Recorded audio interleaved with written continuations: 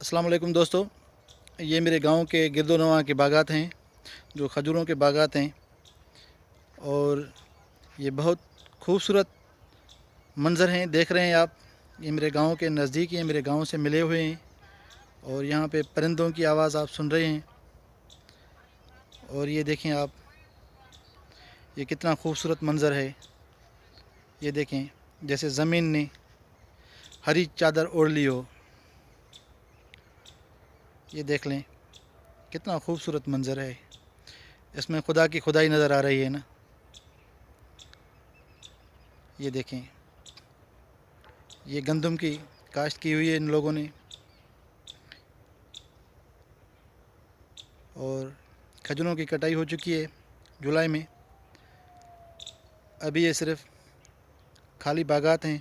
ये देख लें आप मंज़र, कितने खूबसूरत मंज़र हैं और दिल को लुभा रहे हैं। इससे ज़्यादा क्या हसीन होना चाहिए इलाके को।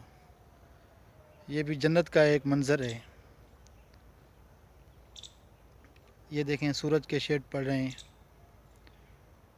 ये देखें।